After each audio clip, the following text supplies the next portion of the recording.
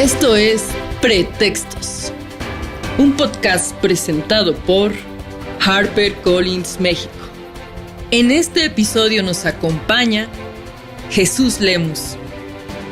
Jesús Lemus es un periodista con 33 años de trayectoria informativa.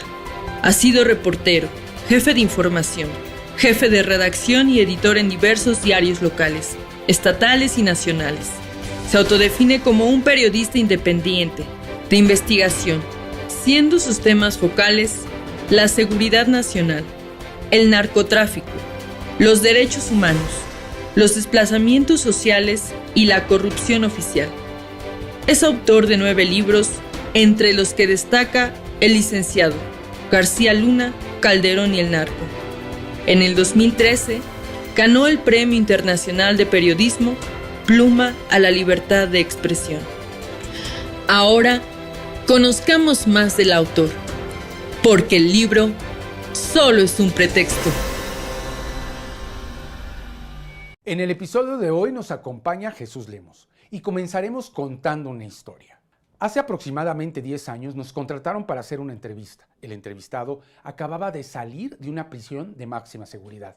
Se encontraba afectado psicológicamente por lo que había vivido en la cárcel, por lo cual teníamos que cumplir con ciertas necesidades técnicas para la grabación. El entrevistado era Jesús Lemus y acababa de terminar un libro que había escrito desde su encierro injusto.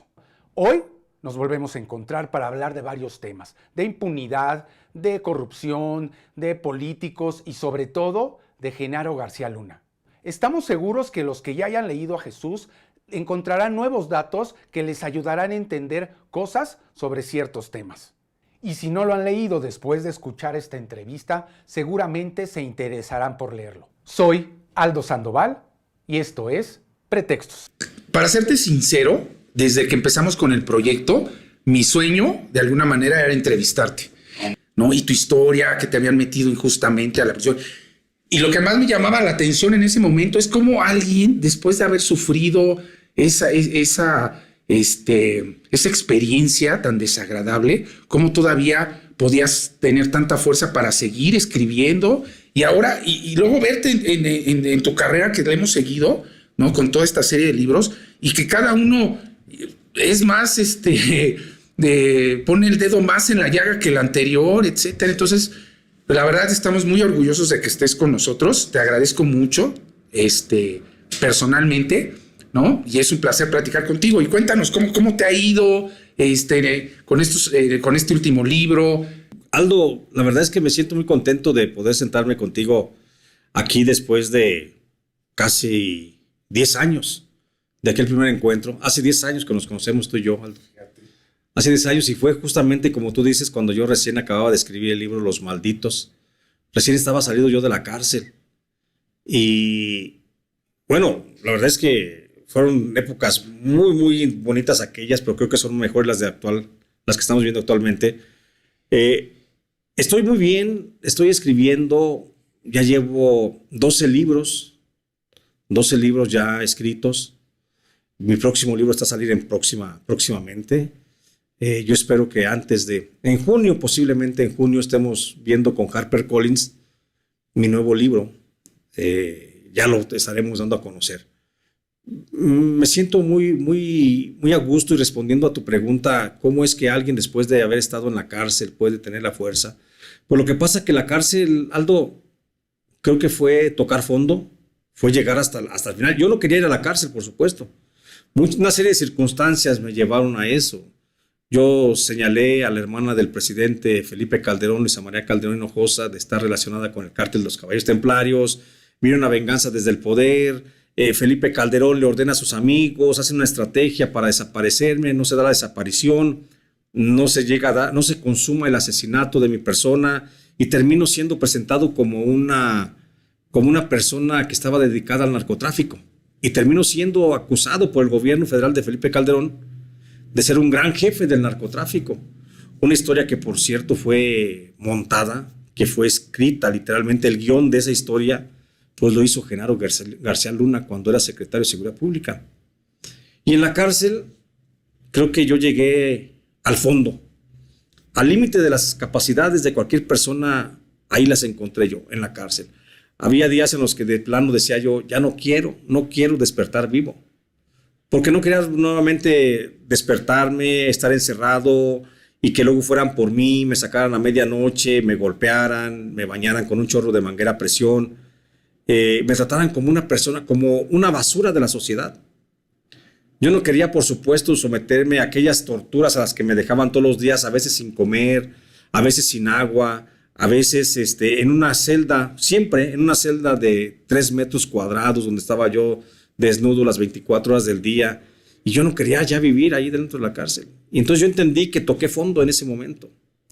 Y cuando tocas fondo, como cuando llegas en una alberca, Aldo, llegas, te avientas el clavado, tocas fondo, pues no te queda otra opción más que para arriba. No hay otra opción. O sea, aunque te quieras quedar abajo, no te quedas abajo, ni te vas más para abajo del piso de la alberca. Yo toqué fondo y yo dije, pues ya estoy en el extremo, lo que queda de aquí para arriba ya es solamente vivir. Y ha sido una disciplina. A mí la escritura, la redacción, el periodismo ha sido una forma de vida. Me ha sostenido mucho. Y creo que eso es lo que me mantiene hoy haciendo trabajo periodístico. Si no fuera por mi amor al periodismo, no me sentiría yo tan completo. Yo no podría ser si no soy periodista. Yo no podría ser, no me imagino yo estando en la cárcel y salir y seguir siendo abogado, o seguir siendo contador, o seguir siendo maestro, o seguir siendo ingeniero, o arquitecto, cualquier profesión, no me la imagino, la verdad. Yo creo que a mí me ha salvado el periodismo.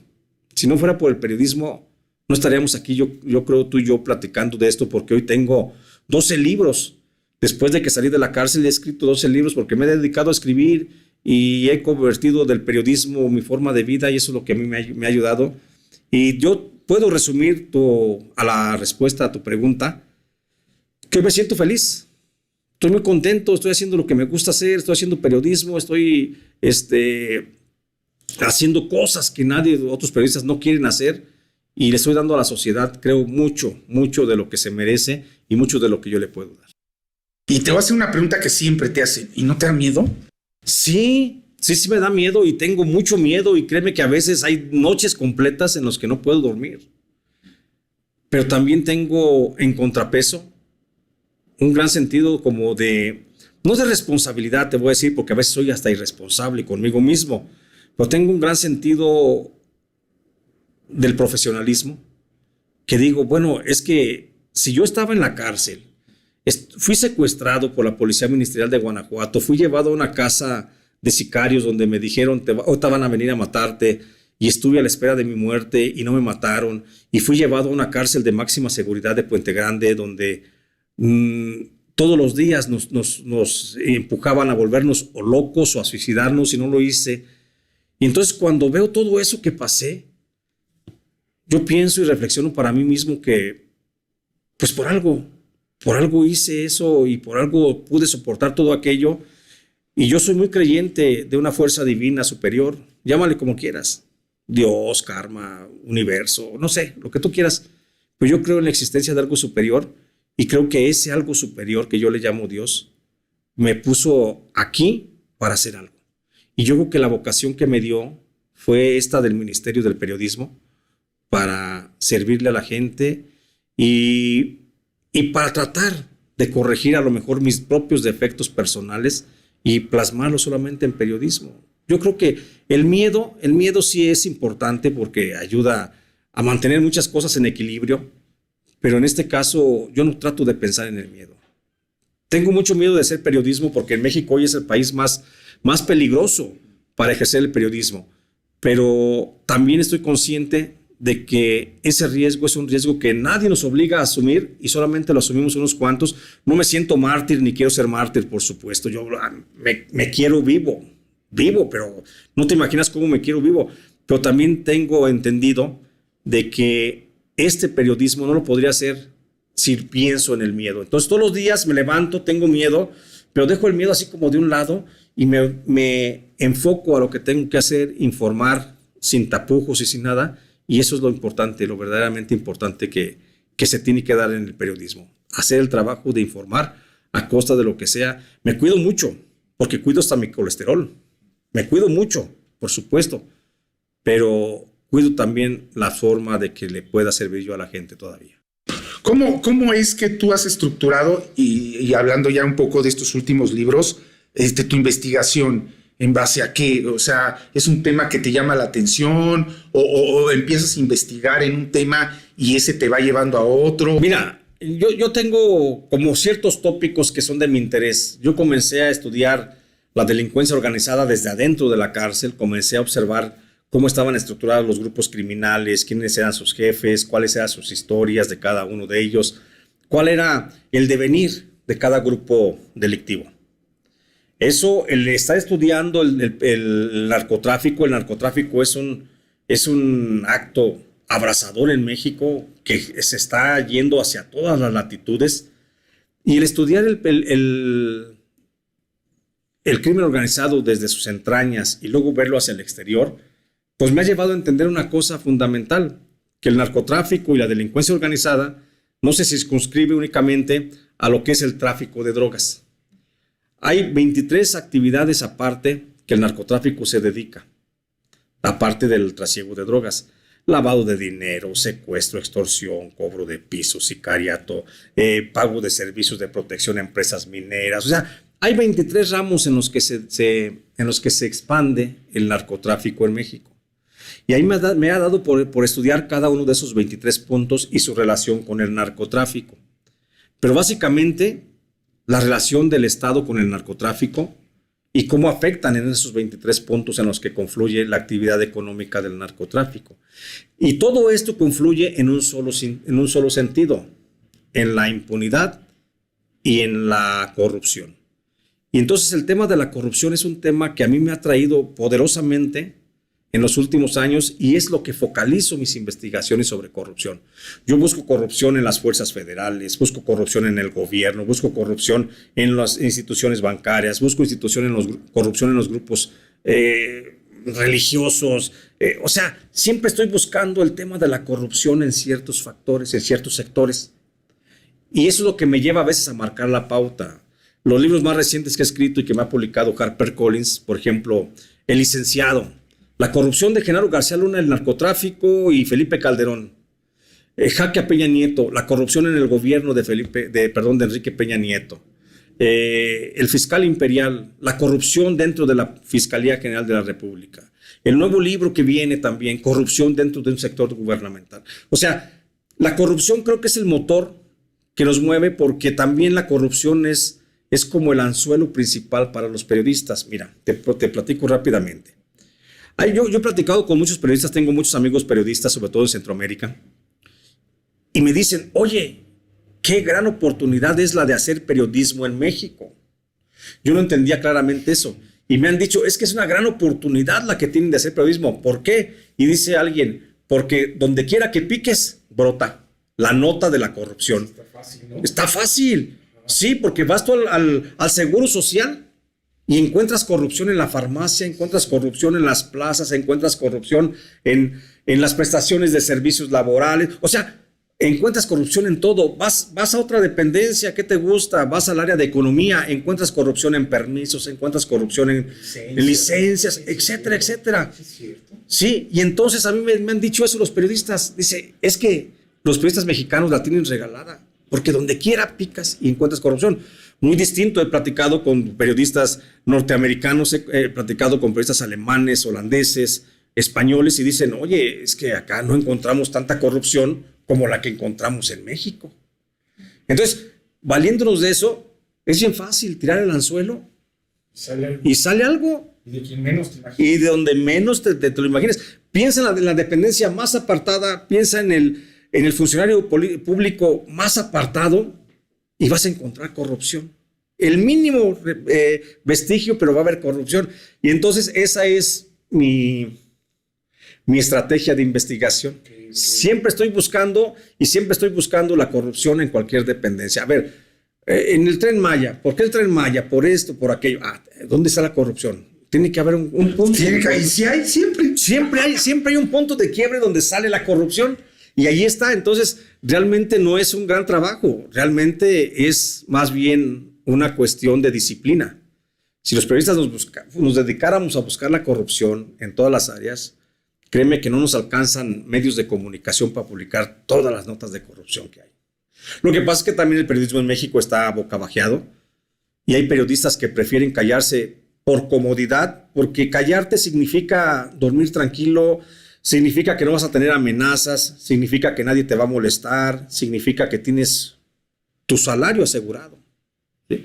Y nadie quiere salirse de ese confort, porque es bien fácil hacer revoluciones pues desde tu comedor y tu vidriera y tu trinchador y comiendo y tomando tu vino. Es bien fácil hacer revoluciones. El problema es cuando dejas tu comedor, tu vidriera, tu trinchador, tu vino, los dejas ahí y te vas a la calle a hacer la revolución. Y eso es lo que pasa en el periodismo. Hacer periodismo es fácil, hacerlo allá en la calle, pero es más fácil hacerlo en la mesa donde nada te puede perturbar. Ni siquiera la paz y ni siquiera el fútbol de los domingos, del Super Bowl, lo puedes ver en familia porque nadie te molesta. El problema real del periodista es ese, que no se anima a dar el paso y salir a la calle a buscar la verdadera información con la única finalidad. Porque mientras está el periodista en su casa haciendo un periodismo de comedor, ¿sí?, está dejando de informar a la gente. Y la gente nos clasifica a los periodistas y dice, todos son chayoteros y por unos la pagamos todos. Y yo soy un hombre que cree en las hemerotecas y en las bibliotecas. Y yo estoy seguro que a mí un día seguramente, espero que falten muchos años que yo ya no esté aquí, que por lo menos las nuevas generaciones vean y sepan el trabajo que hice comparado con otros que se callaron cuando todo estaba corrupto allá afuera. ¿Cómo ves a la gente? Ya estamos perdiendo la capacidad de asombro, porque, no sé, incluso hace 10 años, vamos a suponer, ¿no? Pasaba algo en el gobierno y salía el presidente, he tomado instrucciones, ¿no?, y movía gente, y luego se veía, ¿no? Casi a los políticos era, sí, hermanito, pues todos robamos, pero ya te la encontraron, ¿no? Vámonos, desaparécete, ¿no? Y ahora ya se convierte en un meme esto, ¿no? O sea, pasan las cosas y siguen ahí, les dan otro cargo. Está pasando, Aldo, que estamos imbuidos en una dinámica social que nos la está facilitando las redes sociales. Okay. Hoy, con las redes sociales, como dicen algunos grandes sociólogos, hoy las redes sociales le han dado voz a una legión de idiotas. Y entonces las redes sociales, por el solo hecho de existir, y por el solo hecho de que alguien tiene una cuenta de TikTok, tiene una cuenta de YouTube, una cuenta de Twitter, de Facebook, piensa que por ese solo hecho esa persona tiene la posibilidad de debatir sus ideas contra alguien que está especializado en el tema. Y por eso mucha gente cuestiona y critica la labor del periodista. No sabe que los periodistas nos dedicamos 24 horas al día en recabar, en procesar y en presentar información, que es un trabajo arduo. Pero la gente, la legión de idiotas, se siente bendecida y se siente protegida por las redes sociales y hace que su propia opinión, sin ninguna capacidad, sin ninguna formación, quiere estar al nivel de la opinión del periodista. ¿Sí me explico? Sí. Y así como lo hacen al nivel de periodista, lo hacen al nivel del político.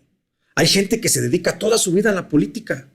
Y entonces alguien que ayer abrió su cuenta en el TikTok, en el Facebook, en el Twitter, en la madre que sea, ya piensa que por ese solo hecho, su voz, él tiene la capacidad de con su voz cuestionar al que lleva toda una vida de formación y de capacitación. Entonces, ¿qué es lo que estamos viendo? Estamos viendo una legión de idiotas que quiere comparar sus niveles de intelectualidad con los niveles de intelectualidad de la gente que está capacitada y preparada para ello, no durante un año, ni 5, ni 10, sino décadas o toda una vida. Y por eso muchos periodistas, mira, a mí me da mucha lástima ver cómo la gente, sin ninguna capacidad intelectual, nada más porque tiene una cuenta de Twitter, quiere debatir con periodistas de la talla de Anabel Hernández, de Carmen Aristegui, ¿sí? Y se ponen a comparar opinión de con este. Estos periodistas llevan una vida en formación, en capacitación, en la lucha, en la brega, en la formación. Que no nos gusta su tendencia ideológica de izquierda a derecha, es otra cosa. Pero llevan una vida de capacitación, trabajando, formándose. Y que abrió su cuenta de Twitter el día de ayer, quiere equiparar su opinión idiota con la opinión del especializado. Ese es el grave problema de la sociedad. Ese es el grave problema que tenemos hoy los periodistas y por eso hemos entrado en nos hemos imbuido en este conflicto donde el presidente de la República llama a estas huestes que tienen una cuenta de Twitter para que se manifiesten y quemen en leña verde a periodistas, independientemente de que han cometido errores con el pasado. Y hace que estos quemen en leña verde a estos periodistas, nada más porque estos tienen la capacidad de cuestionar, pero no tienen ninguna calidad. ¿Me explico? Eso es lo que está cayendo hoy en el tema de esta polarización social y por eso hemos caído en esta sociedad donde todo parece un circo. Porque todo, si no está llevado a las redes sociales, no existe. ¿No pasó? Exactamente. Si no está en Facebook, Twitter, YouTube, la madre que sea, si no está, no existe. ¿Y quiénes son los que avalan eso? Las masas.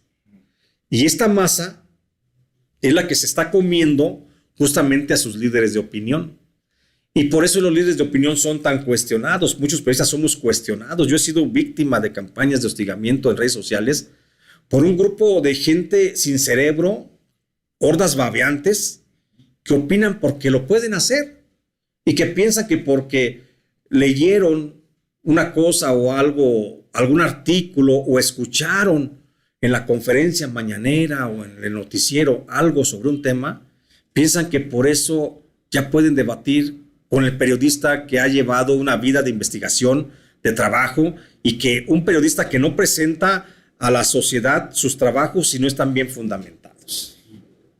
Entonces, realmente lo que estamos viendo es la sublemación de las masas babeantes frente a los líderes de opinión que pueden darle luz a estas masas babeantes y ellos no quieren, no lo aceptan. ¿Por qué? Porque ellos quieren hacer prevalecer su sentir y su creencia frente al saber. Y ese es el gran problema que tenemos en México. Está el sentir de unos y el pensar de unos, no el pensar, está el sentir de unos y el creer de unos contra el análisis de otros. Y pues por eso los periodistas vemos cada día más desmoralizados cómo va avanzando estas masas y nos están casi obligando al exterminio a los grupos de opinión. ¿Para qué? Para que a final de cuentas quede una masa amorfa y que llegue alguien que las manipule prácticamente. Ese es el sentido de las redes sociales. Por eso es muy perjudicial las redes sociales frente a los medios de comunicación. Y por eso hay esa confrontación hoy en México. Medios de comunicación, periodistas contra redes sociales y opinadores. ¿Con la masa? Con la masa, exactamente. Porque la masa no se está poniendo en rebeldía. Yo diría que la masa intenta tomar una conciencia de la que ni siquiera es capaz de poder llevar a cabo. Ahora, entrando en materia, háblanos del señor Luna. Bueno, ya entrando en materia sobre el libro del licenciado, sí, creo que está tomando un aire nuevo. El licenciado yo lo publiqué en octubre del 2020, después de un arduo trabajo de investigación para establecer una biografía de quién era Genaro García Luna. Y tuvo en su momento un gran auge porque fue cuando se inició el proceso justamente de Genaro García Luna y que si se juzgaba, que si no se juzgaba, que si estaba acusado, que de qué lo acusaba el gobierno norteamericano. Y yo expuse en ese libro del licenciado pues todos los vicios de corrupción y de impunidad de los que gozó Genaro García Luna cuando fue, no nada más, porque hoy nada más se le cuestiona cuando fue secretario de Seguridad Pública en el gobierno de Felipe Calderón, 6 años, del 2006 al 2012. No, en mi libro licenciado yo hablo de 27 años de corrupción de Genaro García Luna. Porque Genaro García Luna no se corrompió solamente cuando llegó a ser secretario de Seguridad Pública. Él estuvo corrompido, él se corrompió desde que fue director del CISEN. Luego fue coordinador de la Policía Federal, luego fue titular de la Agencia Federal de Investigaciones, luego fue secretario de Seguridad Pública. Después, cuando dejó el cargo de secretario en el gobierno de Enrique Peña Nieto, él fue representante de muchas empresas de venta de servicios de espionaje. Y en todo ese periodo... Israelitas, ¿no? Israelitas. Ajá, se traía el equipo de allá. Sí. Pero también se lo vendía a los del narco. Sí, ¿no? Le vendía al narco y le vendía al gobierno, y no nomás eso, les vendía equipo obsoleto. Iba y buscaba en el basurero de la ex Unión Soviética, en el basurero de Polonia, en el basurero de Checoslovaquia, de Yugoslavia, de Albania. Iba y buscaba qué le podía servir y encontraba cosas, así como chacharero. Encontraba chácharas en la basura, las pintaba, las renovaba, les limpiaba, les quitaba el polvo y se la vendía al gobierno mexicano. Mira, te tengo este equipo de última tecnología que te capta las conversaciones telefónicas entre dos personas remotamente. Ah, sí, pues a ver cuánto, $200 millones. Y el gobierno se las compraba.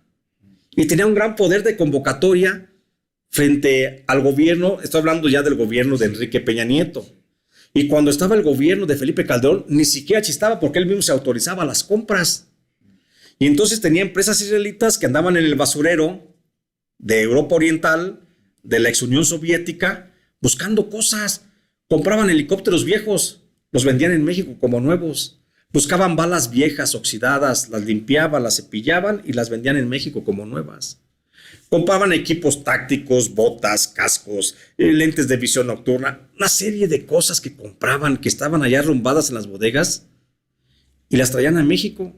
Y en México sin ningún problema, sin ningún filtro, tanto en el gobierno, fíjate, desde la AFI, desde que estaba con Vicente Fox, después cuando fue secretario de Seguridad Pública con Calderón y después como asesor de Seguridad Pública de Enrique Peña Nieto, les vendía todo. Y de ahí se enriqueció brutalmente. Eso es lo menos, el enriquecimiento brutal a través del chanchullo, porque siempre le ha gustado el chanchullo al señor, siempre le ha gustado hacer trampa. Y entonces hacía trampa, compraba, juntaba chácharas y las sacudía y las pintaba y ya las ponía como nuevas y era una venta de garage que al gobierno mexicano le costaron cerca de $3,000 millones. Hoy el presidente de la República reclama la devolución de $700 millones, pero está quedando muy corto porque está reclamando una tercera parte de lo que realmente se llevó. Y es cuando tú ves, dices, bueno, qué grado también de mi presidente López Obrador, ¿no? O sea, te roban $3,000 millones y solamente quieres reclamar 700. No tienen capacidad los que están actualmente en el gobierno como para exigir lo que es realmente que se robó. ¿O qué le pasa a la unidad de inteligencia financiera, Pablo Gómez? Si no pueden con el cargo, yo conozco señores y señoras de mi pueblo que pueden hacer mejor trabajo. Mejores cuentas. Sí, les salen las cuentas. Sí, que sí les salen las cuentas, que se suman. Mira, señoras bien buenas para hacer cuentas. Y estoy seguro que señoras de mi pueblo, de Chinches Bravas, La Piedad, Michoacán, estoy seguro que cualquiera de ellas les salen mejor cuentas en la unidad de inteligencia financiera que al actual Pablo Gómez, que está en la unidad de inteligencia financiera. Están pidiendo muy poco dinero respecto a lo que se llevó. Pero Genaro García Luna, ese no fue el principal error. Y esto yo lo digo en mi libro Licenciado. Ahí explico la biografía de Genaro García Luna, porque explico que el principal problema de García Luna, tal como ha salido ya en el juicio, y como lo ha dicho ya el Sergio Enrique Villarreal Barragán, el grande, pues el grave problema de Genaro García Luna es que permitió que el narcotráfico le pagara. Y el narcotráfico, hoy sabemos, tal como lo digo en mi libro Licenciado. Fíjate, yo el libro Licenciado lo escribí en el 2020, en octubre del 2020. Y hoy al 2023, principios del 2023, Sergio Enrique Villarreal está declarando de cuánto eran los sobornos. Y son los sobornos que yo mismo manejo y menciono en el libro en el libro del Licenciado. Con versiones de él, de Sergio Enrique Villarreal Barragán. Sergio Enrique Villarreal ha referido cómo secuestraron a Genaro García Luna en un momento determinado. Esa historia la cuento yo en el libro, porque esa historia a mí me las contó desde que estábamos en prisión, Sergio Enrique Villarreal. Yo a Sergio Enrique Villarreal Barragán lo conocí en la cárcel de Puente Grande a finales del 2010, tiempo en el que estuvimos recluidos un tiempo en la zona de castigo de la cárcel federal de Puente Grande, en el área de tratamientos especiales, y ahí platicábamos. Noches enteras, días enteros, porque ahí no se sabe si es de día o si es de noche, siempre hay luz y es una parte subterránea de la cárcel de Puente Grande. Era una cárcel subterránea y ahí platicaba yo con Sergio Enrique, igual que con otros narcotraficantes, y me platicó esas historias y me cuenta historias que ahí vienen plasmadas en el libro Licenciado, como la de cuando el Barbas, Arturo Beltrán Leiva y el Mayo Zambada se reunieron en Culiacán, hicieron una cumbre entre el cártel de Sinaloa y el cártel de Beltrán Leiva, se reunieron para ver la forma de cómo iban a sobornar a Felipe Calderón y pagarle $20 millones para que pusiera a alguien, a un asociado de los cárteles, al frente de la seguridad pública. Y ese elegido fue García Luna. Y esas historias hoy están saliendo en el juicio que se lleva a cabo allá en Estados Unidos. Y esas historias yo ya las conté en el libro licenciado del 2020, porque esas historias en el 2010 me las contó Sergio Enrique Villarreal cuando fuimos compañeros de la cárcel de Puente Grande. Oye, pero también se la compró Estados Unidos, ¿no? O sea, ¿cómo es posible? O sea, lo creemos en México, porque todo el mundo lo sabía, todo el mundo lo sabe y seguían ocurriendo las cosas. Pero Estados Unidos también se la compró, ¿no? ¿Cuál es la principal función de un espía? La principal función de un espía es que no sepan que él es espía.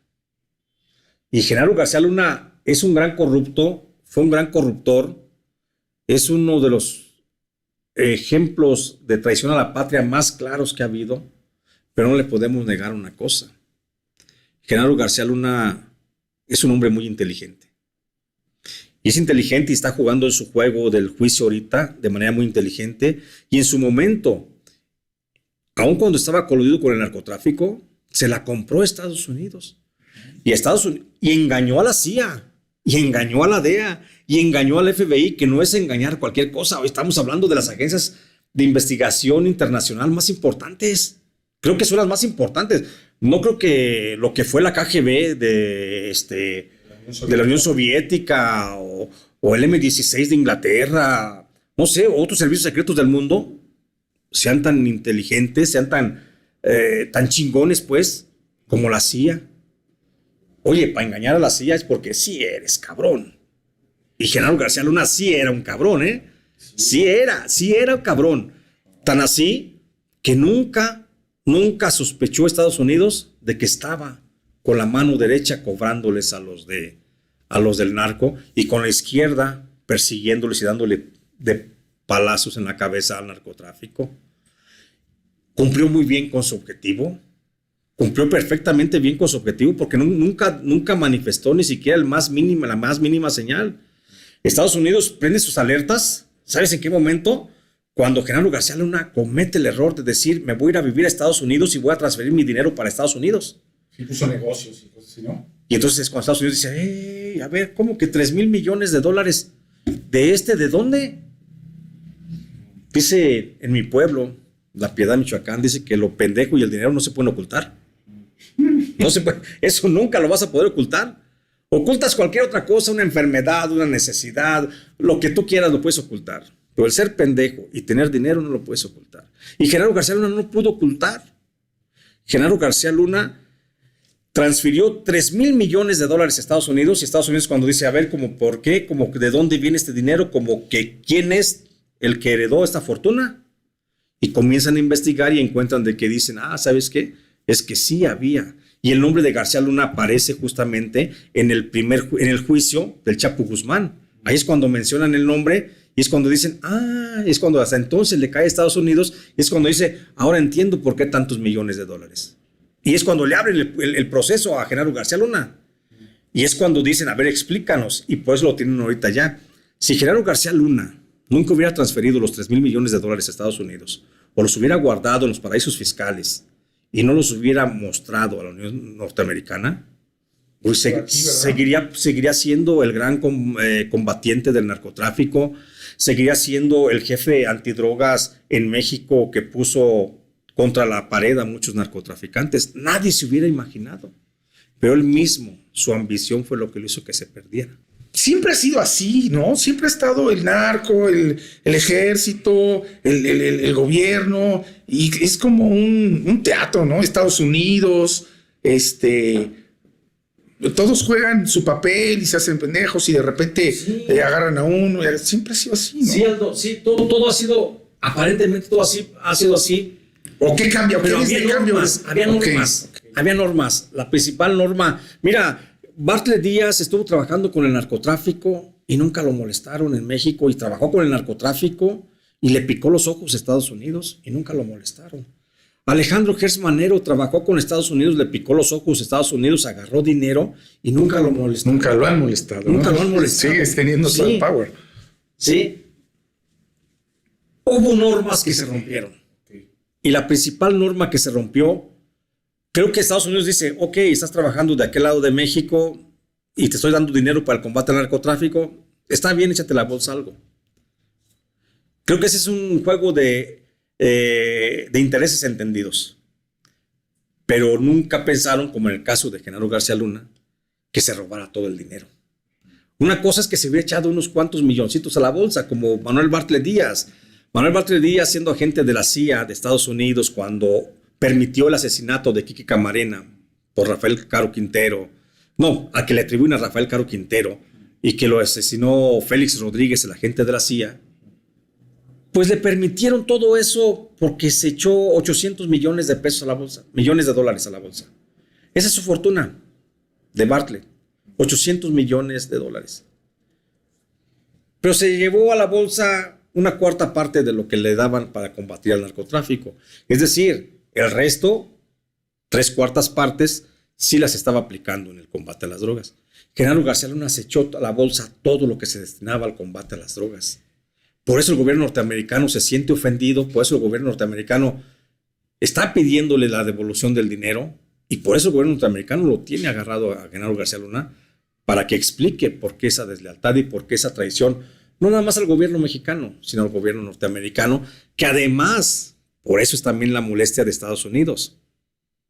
Genaro García Luna se burló de alguna forma del gobierno norteamericano porque recibió cursos de capacitación de Estados Unidos a los más altos niveles de inteligencia, de combate al terrorismo, de combate al secuestro y de combate a los grupos del narcotráfico.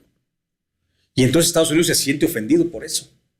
Bartlett, más burro y más cabezón, nunca recibió cursos de capacitación, nunca se sintió en la posición de ser el policía ejemplar del mundo. Y por eso lo han perdonado. Igual Gertz Manero, por eso lo perdonaron. Pero a Genaro García Luna... Y también porque era más poderoso, ¿no? Gerardo García Luna, ¿o no? No, es que en su momento el nivel de poder fue el mismo. Okay. En su momento, igual que el general Salvador Cienfuegos Cepeda. ¿Por qué detienen al general Salvador Cienfuegos Cepeda? Porque también les picó los ojos y también se quedó con una lana de combate al narcotráfico. ¿Ese la libró? La libró porque el gobierno de México aplicó la operación rescatando al soldado Cienfuegos. Sí, aplicaron la operación rescatando al soldado Cienfuegos y mandaron una misión para rescatar al soldado y traerlo de regreso a México.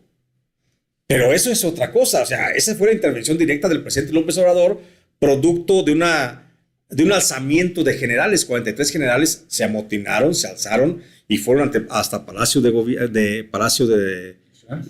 Nacional a decir al presidente, ¿lo queremos de regreso o aquí se prende esta chingadera? Y el presidente López Obrador, llamémosle así, ha sido muy cauto en ese sentido y dijo, no, yo se los rescato. Y por eso aplicó la operación al más alto nivel, las operaciones diplomáticas al más alto nivel, para traer de regreso a Cienfuegos Cepeda. Y ahorita Cienfuegos Cepeda fue traído a México, la Fiscalía General de la República, su socio, Gertz Manero, dijo, no tienes nada que investigarte aquí, eres hombre libre, y lo dejan ir. Pero yo quisiera saber si el señor Salvador Cienfuegos Cepeda se atreve a ir siquiera a una revisión de próstata a Estados Unidos. Si no, ahí no lo dejan salir. Pues no. Ese sí se burló de todo. ¿Por qué Manuel Bartlett no va a Estados Unidos? Yo le he lanzado mucho el reto de que no tengo dinero, pero le junto una cooperacha para mandarlo a Los Ángeles. Es más, con que pase a San Diego. Yo le pago el boleto de avión México a San Diego, sin problema. A ver si es cierto que regresa. No regresan. Pero bueno, te digo, esos son otros temas. Pero el caso es que a Estados Unidos le ha dolido en el alma el robo del dinero. Y por esas razones que allí están atoradas las cosas. Yo veo a un Genaro García Luna sin salida. Veo a un Genaro García Luna que lo van a terminar sentenciando a cadena perpetua, salvo que es una gran opción que yo observo, que él antes de que termine el juicio se declare culpable y acepte un trato con la Fiscalía de Estados Unidos. Si se da eso, Genaro García Luna puede librar la cadena perpetua, puede alcanzar una sentencia de 20 años de prisión, que pagaría con 10 a lo mejor, ya lleva 3, le faltan 7. Sale por buena conducta en 7. Sale por buena conducta en una prisión de mínima seguridad, sale, le respetan alguna parte del dinero, no todo por supuesto, le respetarán alguna parte del dinero, pero a final de cuentas pues sale con otra identidad, con otra personalidad, cambia sus nombres, los de su familia, y pues por supuesto que comienza una vida nueva. Y vamos a ver a Genaro García Luna deposando de juicio en juicio, como a Sergio Enrique Villarreal, como a Edgar Valdés Villarreal, a Barbie, deposando y acusando a cada... Se mete a cantar. Se mete a cantar, exactamente. ¿Ahora quién viene? ¿Ahora quién agarrar? Nuevamente. Pago por evento. Ajá. Se va a dedicar al pago por evento y va a salir a la pasarela, y hoy tenemos la presentación de Genaro García Luna. Sí. ¿Ahora qué le sabes ¿Ahora qué le sabes Y va a acusar a uno y a otro y a otro, y ese va a ser su modus vivendi. Ajá. Así de fácil. No, pues está súper interesante. Ya para cerrar, amigo, nos encantó platicar contigo. Gracias por dedicarnos el tiempo. Cuenta, ¿cómo ves a México en el periodismo, en el narcotráfico, en la política? ¿Qué nos depara? Híjole, yo quisiera tener también una bola de cristal, mi querido Aldo. Pero pues no es difícil imaginar qué nos depara. Mira, Seguir igual. México, hay dos cosas bien fundamentales que nunca van a cambiar. Uno es la burocracia dorada del gobierno, que se van a seguir pasando la bolita unos a otros. Ahora es la cuarta transformación, luego va a ser la quinta transformación y la sexta y la séptima. Y México tiene para aguantar muchas transformaciones más. Y va a haber grupos que digan, hoy vamos a luchar contra el neoliberalismo del pasado, y luego va a venir otro que va a luchar contra los que lucharon contra el neoliberalismo, y luego va a venir otro que va a luchar contra los que lucharon al principio, contra todo, y así vamos a estar. Y vamos a seguir habiendo muchas transformaciones, y esa élite dorada no va a cambiar. Y por otro lado tenemos al pueblo, el pueblo que sigue en sus ansias locas y desmedidas desde hace mucho tiempo de justicia, de fin a la impunidad, de fin a la corrupción, Cambio. democracia, cambio, transformación, mejor gobierno, recursos para todos, protección del medio ambiente. Esta masa, esta base, únicamente sirve de base nutricia para esta otra de los ricos, poderosos y empoderados que están acá. Y ese es el juego de nunca acabar. Va a seguir la cuarta transformación, porque no creo que regresemos a un gobierno del pasado de PRI, PAN, PRD. Creo que va a seguir un gobierno de la cuarta transformación con sus propios matices, acercándose y tocándose en los extremos contra lo que se alejó en algún tiempo. Y habrá un discurso que a los mexicanos nos emocionará algún momento y después lo van a transformar. Y otra vez va a ser la decepción. Y cada 6 años, acuérdate que los mexicanos nacemos y morimos cada 6 años. Tenemos una vida cíclica, cada sexenio. Nacemos y morimos cada 6 años. Se nos acaba la esperanza con uno, pero nos renace con otro. Y pronto se nos va a acabar la esperanza en López Obrador, pero va a renacer en el que salga o la que salga de Morena para ser la candidata o el candidato presidencial. Y vamos otra vez a vivir 6 años y vamos a morir para volver a nacer. Y ese es el ciclo eterno. El milagro mexicano, ¿no? Ese es el milagro mexicano. Ese es el ciclo eterno, y pues dichosos los que lo puedan aguantar. No creo que muchos lo podamos aguantar más tiempo. Vamos a acabar decepcionados, a lo mejor nos refugiaremos o en el alcohol o en el TikTok. Sí. ¿Y qué sigue para ti? ¿Qué planes? ¿A dónde vamos? Pues para mí, yo sigo escribiendo, yo sigo haciendo periodismo, estoy escribiendo para Los Angeles Times, estoy haciendo libros, estoy haciendo un proyecto periodístico muy importante que lo quiero publicar ahora en el mes de junio a través de HarperCollins México. Y pues no desistir, seguir insistiendo en esta necesidad de despertar conciencias en la gente, informarle a la gente, no que creer en uno como el Mesías, por supuesto que no, pues yo soy uno más de la masa, ¿no? Pero lo que sí quiero es ayudar a que mucha gente pueda cambiar su forma de pensar y que al menos tenga la necesidad de informarse. Ya que tomen el rumbo para la izquierda, para la derecha, para el centro, pues ya es cosa de cada quien y es aceptable. Pues sí quiero que la gente despierte. Quiero que mis lectores entiendan que mi deseo de informarles es solamente con una intención de generar en ellos una opinión pública y que utilicen su opinión pública. Y yo voy a seguir haciendo periodismo mientras Dios me dé licencia y voy a seguir haciendo libros también mientras Dios y HarperCollins me lo permitan también. Y aquí vamos a seguir echándole ganas, maestro. Sí, echándole ganas. ojalá sí.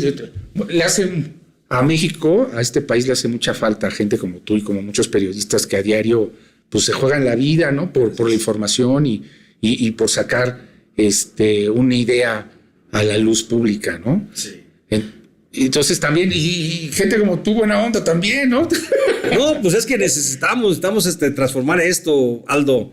Y yo creo que estamos en el camino correcto. Yo creo que, sí, mira, yo tengo mucha fe. Yo creo que ese es a lo mejor mi grave defecto.